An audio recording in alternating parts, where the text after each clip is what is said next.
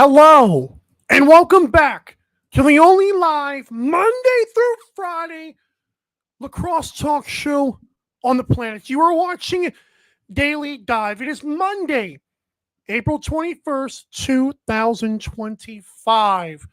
We are live in Guyton, Georgia. I am your host, Michael Carvelis, here on 12 on Sports via X, YouTube, Roku, and Fire TV. Reminder to subscribe to the 12 on Sports YouTube channel for other great shows and live sports. On today's awesome show, the playoffs are upon us, but first we'll get into game recaps for week 21. How we are where we are now. How we got to where we are now. That sounds a lot better.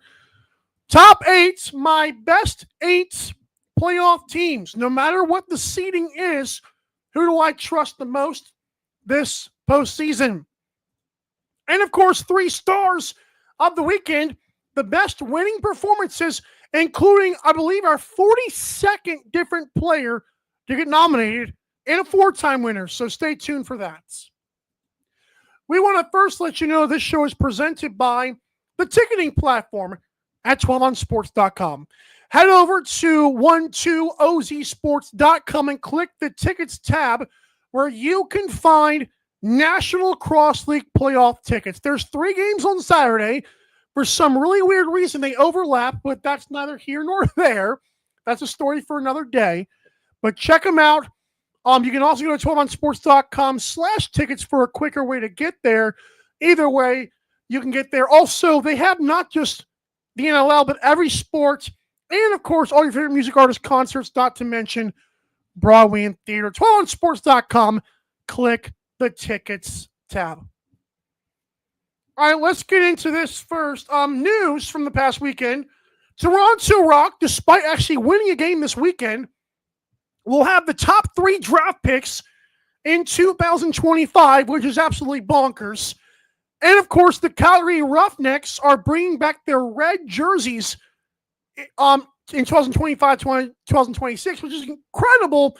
I watched the hype video. That was awesome. So I don't know how WestJet pulled that off or how the Roughnecks pulled that off, but good for them. So, hey, we got rid of Del Bianco, but this should help a little bit, right? Even though Captain has told me he still loves his red jersey, I think the new ones are nice, man. I'm not going to lie. All right, game recaps. Let's get into it here.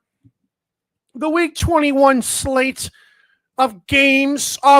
First off, the Thunderbirds beat the Rock in a meaningless game. Well, for the Thunderbirds, it wasn't meaningless, but we knew what was going to happen. The over did hit thanks to a bunch of late goals. Troy Holochuk, despite facing 70 shots, Rock only put 40 on net, but Thunderbirds put 70. Troy Holochuk got 54 saves, which was amazing. It was one of 2 games this weekend. He had 50-plus saves, which has to be rare air, I would assume, even though I haven't asked Adam Levy or Graham Perro, but that's pretty awesome. Despite the loss. Jake Withers, 22 of 24 at the dot. Fun fact, Jake Withers, for I believe the 3rd or 4th straight season, led the league in faceoffs because Joe Nardella was not able to get a bunch. He only got 10 of them against the Seals. And so Jake Withers won it, according to NLStats.com, 299 to 298. That was an impressive race to the end. Jake Withers winning 22 obviously helped his case here. Dawson Thede had 4 goals and 6 dimes, along with 11 loose balls in the Thunderbirds win. But yeah, Rock, they're just happy they have draft picks. Well, more on them later. Calgary Roughnecks defeated the Las Vegas Desert Dogs 12-9. And thank you so much for covering that 2.5 Calgary. We appreciate you. Sincerely, all bettors. 5,002 people in the stands, which is actually incredible considering that place looked about 60% packed. And they only hold like 5,400 people. So that was a weird number to see in there. But Jack Hanna had 0 goals on 16 shots.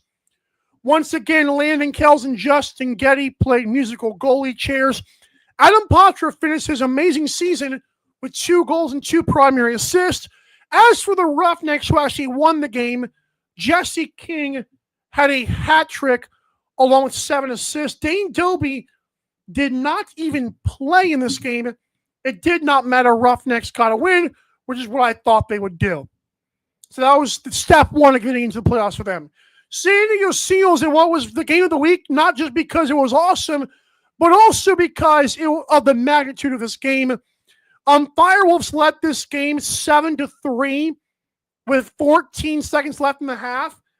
And then Wesley Berg started happening. Wesley Berg scored 2 goals late in the half. Ryan Benesh, despite scoring 3 goals on 18 shots, 3 very important goals. Zach Currier had another Zach Currier video game type of game when he had 2 assists, 13 loose balls, and 4 more caused turnovers.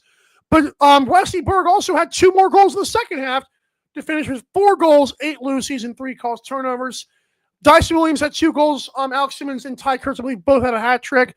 But this was a tough loss for Albany, considering how hot they had gotten and then just how stagnant they looked in the end of this. Again, they only had 3 goals in the second half. That's not going to cut it.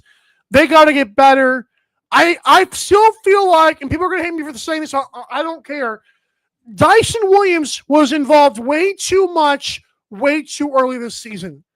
I cannot express to you how frustrating it was watching this team suddenly give up a bulk of the carries and the usage to Dyson Williams. Like, he's a really good rookie, but with the amount of volume they gave him, he should have had way more numbers. And they expected him to be great early. And I said it like in week 5, like what was Glenn Clark doing?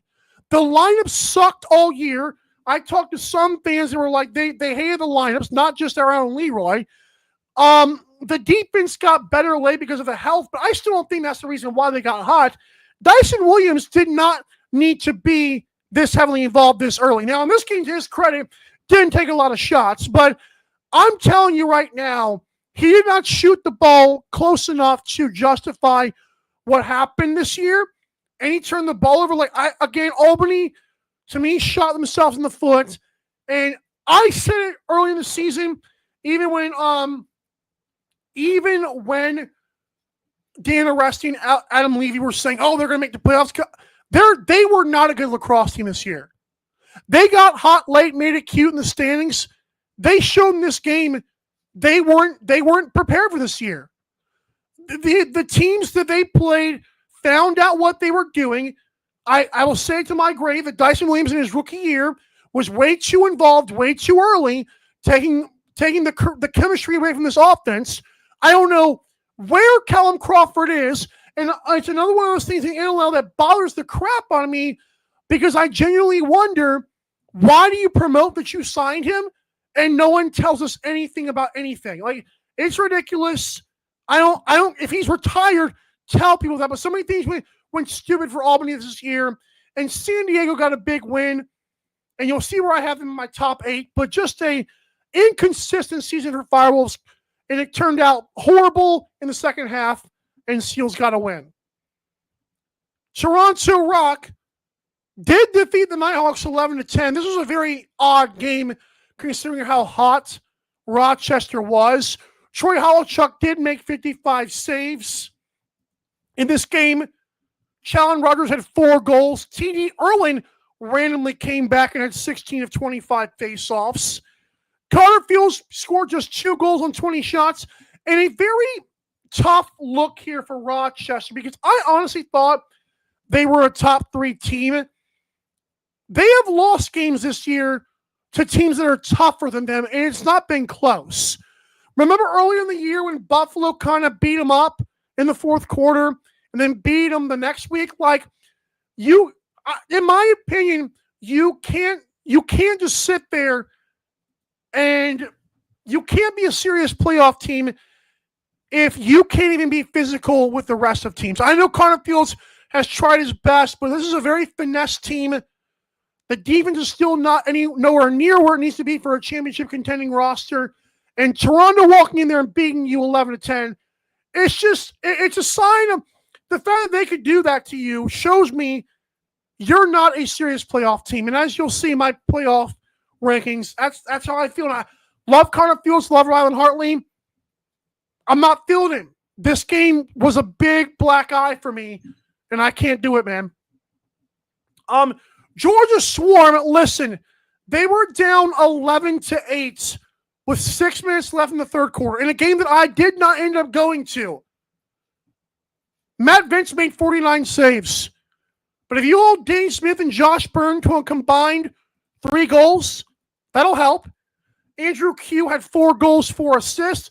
And the Georgia Swarm beat the Bandits 14-11. Unfortunately, the total snuck over, which was a very frustrating thing for my lottery pick this week. But yeah, I'm very happy the Swarm won this game, because I'll put it this way. I don't think they're going to be Saskatchewan, and I probably will pick the Rush.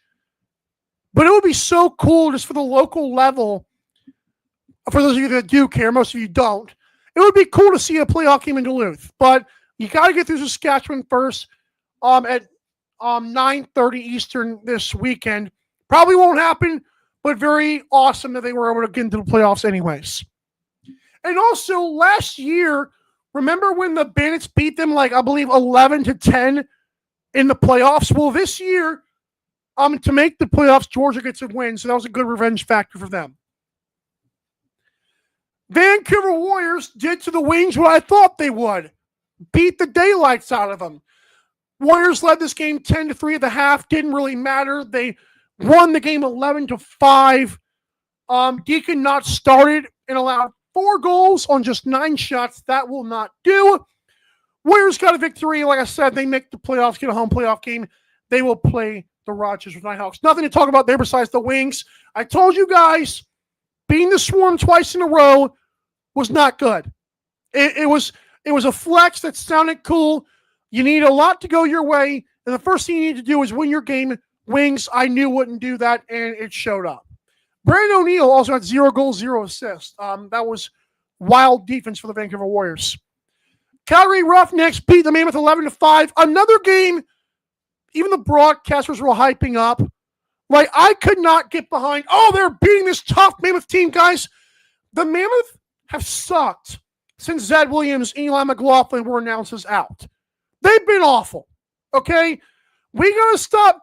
Like, sometimes broadcasters get on this horse of, this team is tough. Like, no, they're not. Saying Las Vegas is a good team. Like, there are times when broadcasters would talk about Vegas like they were the second coming of the playoff Jesus. Like, what are we doing? We have got to stop pretending teams and coaches are good just to slap each other on the butt. It's stupid. The Mammoth sucked. That game was never close. And for the broadcasters to lie to the fans is just dumb. There's ways to entertain people without lying to them. Roughnecks got a win they were supposed to get. They won the game against Mammoth 11-5. Curtis Dixon had 4 goals, 3 assists. And I know that no game in the NLL is easy, but come on, man. It's easy when Zed and Eli are out for the Colorado Mammoth. Don't believe me? Look at their last 4 results, okay? Come on now.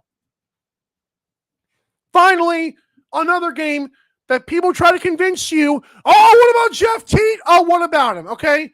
The Black Bears jumped out to a 3-0 lead and a 4-0 lead thanks to Jeff Teat's 3 goals. He wet the bed the rest of the game. Now, I don't want to do this conversation today, but I'm going to do it right now, like just for a brief period. If you are a media member who is going to put Jeff Teat as top 3 or even top 1 on your MVP ballots, you are insane and you are completely biased. There is no way in a burning earth that can happen. The Black Bears missed the playoffs, okay? It's not. Did Jeff Teat lead the league in points? Let me check that. Just to verify. No. He was 6th place in points. He led the league in goals. Great. He scored 56 goals, guys. Okay? And I know what you're going to say. Well, the Black Bears don't have any help. I've said that all year, and you guys thought they were still good, okay? Like, we can't have it both ways, man. Their value has to mean something. Okay? I don't think for the third straight year of having a daily lacrosse talk show, I'm going to have a vote. Okay? That's fine. We'll do our own awards show. But you cannot convince anybody that is serious that a guy who missed the playoffs is an MVP. Tell that to any fan of the NBA or any fan of the NFL. You will get laughed at, okay? This league is not serious by putting him in those conversations. If he had made the playoffs, I would be on your high horse. He didn't. Get over it, okay? It happened. Stop apologizing for people. It's not the media's job to apologize for players who don't deserve it. His team missed the playoffs. That's not very valuable. Okay? Again, what about Devin Booker when he was with the Phoenix Suns for years and they missed the playoffs? No one cared. And I know Jeff Teague's the best player in the world. Is he? Why is Jeff Teague the best player in the world? Okay? Why? There was 5 guys this year with 100 points and 100 loose balls. He was one of them. But why does he get the praise? Because he has a pretty shot? Stop doing that. He's not the best player in the world. If I replace him with Josh Byrne or Dane Smith or Curtis Dixon or Connor Fields, they all put up great numbers. I'm sorry. Someone's got to say it. But he keeps slapping this dude on the ball. Oh, he's the MVP. No, he's not. You're being dishonest, and you know you are. I'm saying that's a topic for another day. I had to do it right now. It's so stupid. Listen, Jesus, mother. Again, I get that, but it's so. I get the guy put him 100 points. But he is not the only one to do that. And I'm telling you, if it was Josh Byrne or Dane Smith or Curtis Dixon or Connor Fields, any of those top 5 or 10 players, they're all putting up numbers. Period. It's just but there are people out there who call this guy the best player in the world. For what? For being high usage on a bad team? They do the same thing to Dyson Williams his first year, okay? Oh, he's going to be great. He was already going to be great in their eyes because they told you he was going to be. Forget the fact that he barely had the most points as a rookie. Jeff Teague's a great player, but he's not the MVP, nor should he be the consensus best player in the world. There's nothing that justifies that. He's a pretty shot, and that's it. Tickle me. Give me a break. And I'm not getting mad at this person right here. I'm just saying oh, see, now you're insane. But we're going to leave that alone. We come back to the show. I got to give out my top 8 teams of the playoffs, no matter what their seeding is. Don't go anywhere. I know you're watching Daily Dive. Don't go anywhere. Daily Dive will be right back.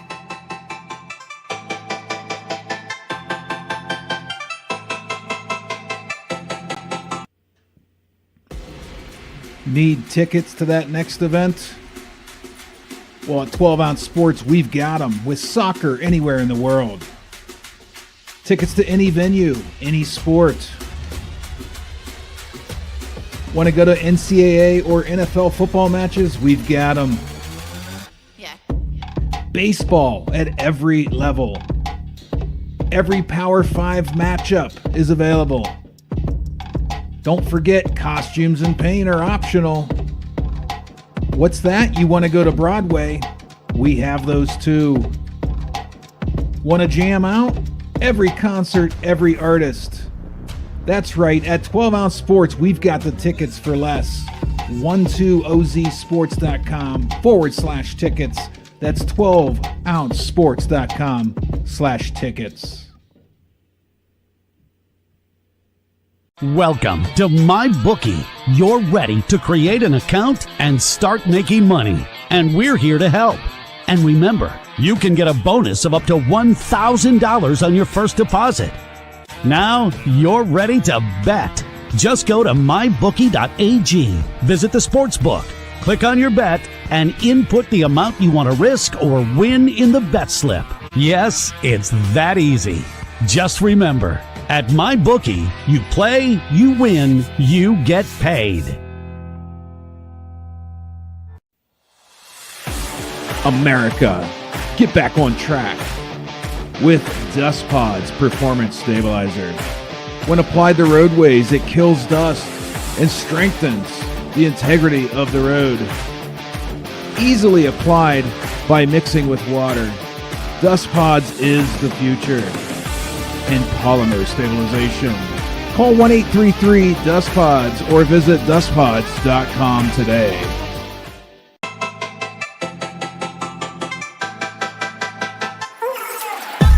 Daily Dive is back in 5, 4, 3, 2, 1. You know what? My internet does some crazy things behind the scenes. But welcome back to Daily Dive, the only live Monday through Friday lacrosse talk show on the planet.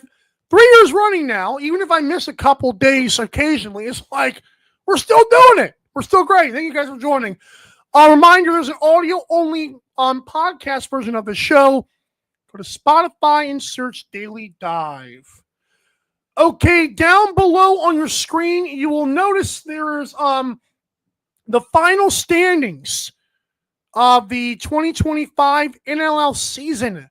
The top 8 teams made the playoffs. Now, what I'm about to show you is not the NLL standings and not where they were seated, but my top 8 teams right now going into the playoffs, okay? Number 1, it's still the Buffalo Bandits. I know they kind of snuck in. I mean, they're still the 1 seed for crying out loud, but they snuck in the back door, weren't as hot as they were last year. They're 2-time defending champions. I'm not just doing that because they're champions. I'm doing it because I've seen them turn it on whenever they need to. Like, I was shocked Georgia beat them at home because the Buffalo Bandits went 7-2 at home out on the road this year.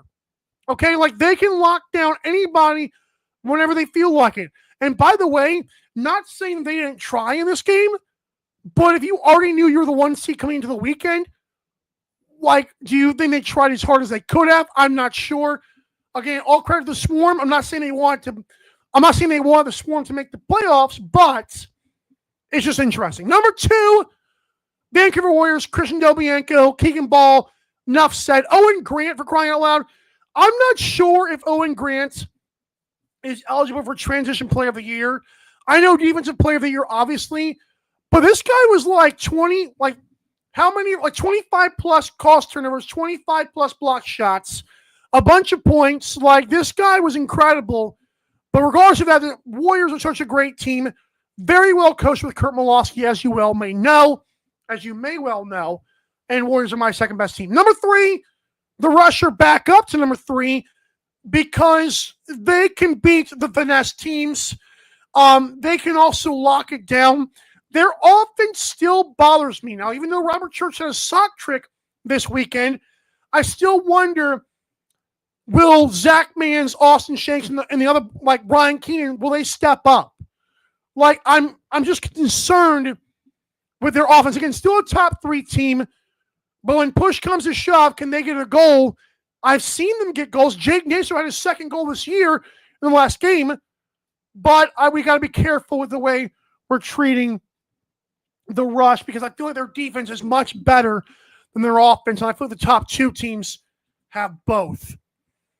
Number 4, Calgary Roughnecks. I know Roughnecks beat 2 to not very good teams this weekend. Nick Rose has been locked down. Curtis Dixon, I believe, had a career high in points this year, which is absurd at 36 years old. Dane Doby should be getting healthier. Tyler Pace should have his footing back. They still have Justin Anasio at the dock. Even though Anasio had a very mediocre last game, Roughnecks look good.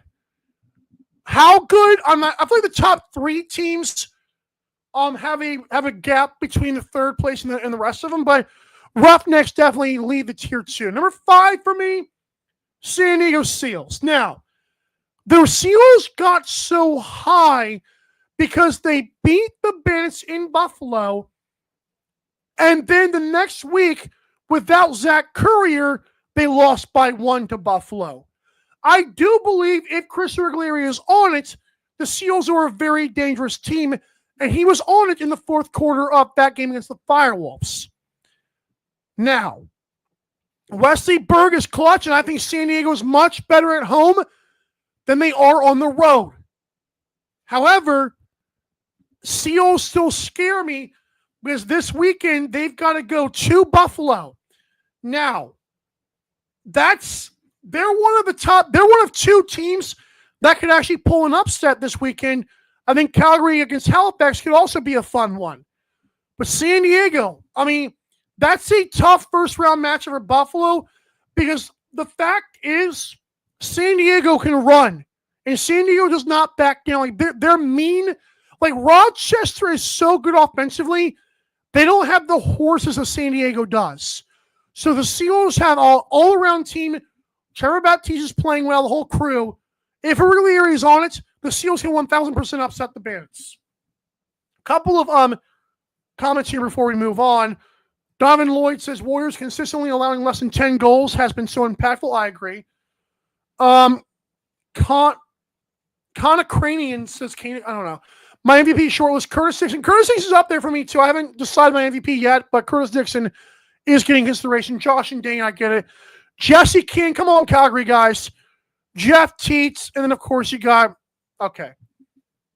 Wait. Now, Dane Smith is also you're saying Dane Smith will win it, even though you think Curtis Dixon's even. I get it. Donovan Lloyd saying, I think Georgia has no chance. I'm up there with you. And you were missing Keegan Ball. Who is? Anyways, number 6 for me, the Rochester Nighthawks. Again, maybe I'm putting too much into this last game. But guys, Rochester got beat up by Toronto. And to me, Rochester was so hot, maybe they were getting a little bit more hype than they deserved, even by me. But to me, it's like they're still a finesse team. And I still think Rochester is, the only team in the playoffs with no home court advantage. Like none. San Diego is a weird, mysterious barn that gets crazy at night. Buffalo is Buffalo. Calgary just had $15,000 this weekend. Halifax got a home playoff game now. Georgia can get feisty, even though they're probably second worst. No offense. Rush can get loud. Warriors can get loud all of a sudden. And Rochester is like, they've got no home field advantage. That's another reason.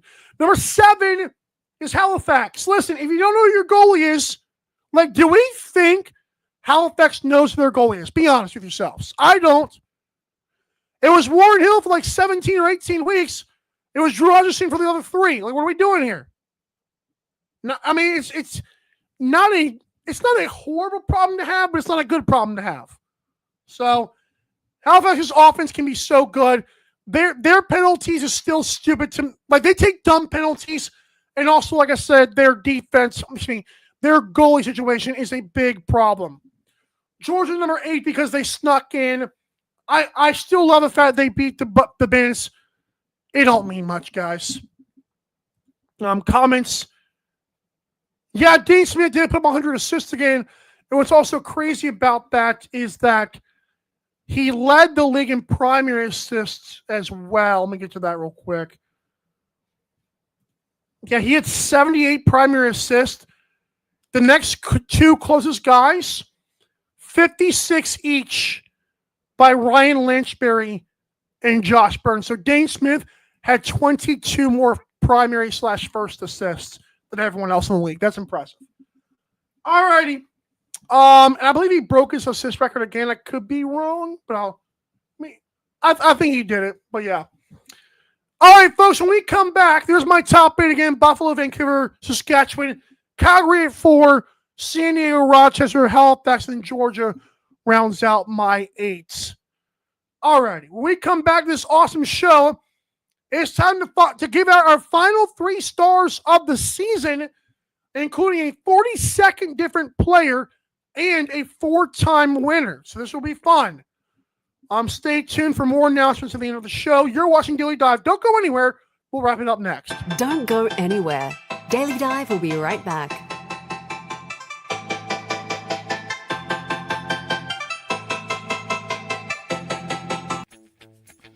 You need tickets to that next event? We've got them.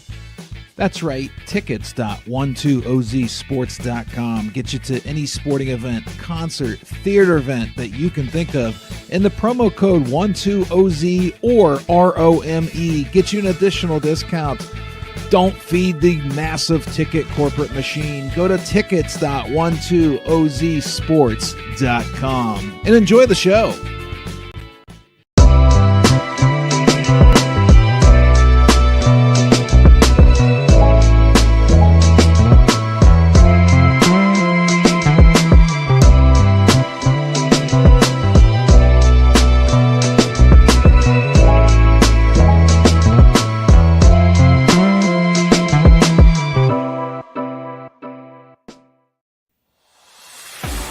America, get back on track with Dust Pod's Performance Stabilizer.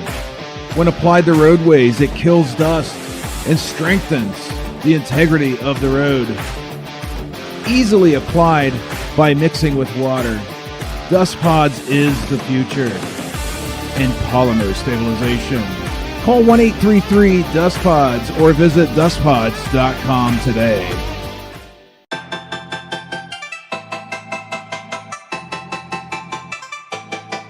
Daily Dive is back in 5, 4, 3, 2, 1. Welcome back to Daily Dive, the only live Monday through Friday lacrosse talks on the planet. It is Monday, April 21st, 2025. The time is 4:32 Eastern. Reminder to go to 12onsports.com and click the tickets tab for... My Lord. I thought I was drinking water, not like soda, but good Lord. Anyways, 12onsports.com, click the tickets tab. There you can find NLL tickets for less by searching your favorite team. Guys, I'm telling you, if you want to save money and you want to support the 12 on Sports Network, help us out by going to 12onsports.com, clicking tickets, or going to 12onsports.com/tickets. I'll also promote that all week on social media, so you can see that as well. 3 stars of the weekend, the best winning performances in week number 21. That was not what I want to do. The second time this year, Robert Church makes the 3 stars. He is the 3rd star. Did have a sock trick, also had 7 loose balls and a blocked shot. However, a sock trick against Ottawa was not impressive to me because they ended up piling on late. I feel like my other 2 stars were way more impactful on their performance, even though Robert Church having a sock trick could bode very well for them in the playoffs. Second star is a guy who becomes our 42nd different player to be nominated for the 3 stars of the weekend, Troy Holochuk. 55 saves. This is the game against Rochester, by the way. He also had 54 saves in a loss, obviously, to Halifax, but 55 against Rochester, that's pretty impressive. They 65 shots. That's insane. For Holochuk, I don't know if the Rock are going to draft the goalie, but if they do, Troy Holochuk will be right there waiting for him in the competition. Number 1, for the 4th time this year, Wesley Berg has made our 3 stars. A 4-goal performance against Albany, including a block shot and a crucial cause turnover in the first half. Guys, Wesley Berg was the definition of clutch. He is so good. He has been so good this year, especially in San Diego. Some comments here as we wrap up the show. Donovan Lloyd said I'm missing Keegan Ball. Keegan Ball actually is in my consideration for MVP. Keegan Ball just beat the Warriors' single season point record. I did see that. Is Ball by the players I mentioned? Well, the players you mentioned, I guess. Okay, so I see he's got 2 accounts here. So yes, Curtis Dixon is close, but Jesse King, we're not doing that. We're not. I know you're a Calgary homer, but we're not doing that. I would put Keegan Ball in there, and I think Josh Byrne would be overshadowed by Dane Smith if they had to choose one Buffalo Bandit. Maybe both would make my top 5. I'm not sure, but you got to choose one. You can't have them 2 and 3, in my opinion. I love the Zach Courier pick, but like I said, Keegan Ball is definitely better than Jesse King. I will put it that way, at least for this year. Thanks for watching the show. Reminder to go to Daily Dive LAX on Twitter and Instagram to check out updates on the show, to check out my hot takes, to check out Coach Leroy as he tries to maneuver a high school lacrosse team and also shares stories to the Instagram page. We love him for doing that. You can also check out Captain's Bets. He hit a ladder, his second ladder this year, where he started with $50 and made it to 10 grand. So that's, or made it to one. Whatever he did, it's a ladder challenge. He's hit 2 of them this year. Check that out. You can also click the link in our social media bios where you'll see our shop, or go dailydivelacks.creator-spring.com to shop Daily Dive merchandise. Thanks so much for watching this show. We'll see you tomorrow. Same time, same place, for on sports. On Thursday, we're having an awards special with some guests. Stay tuned for that. This has been Daily Dive. Have a great day. Bye. Thanks for watching Daily Dive. See you next time.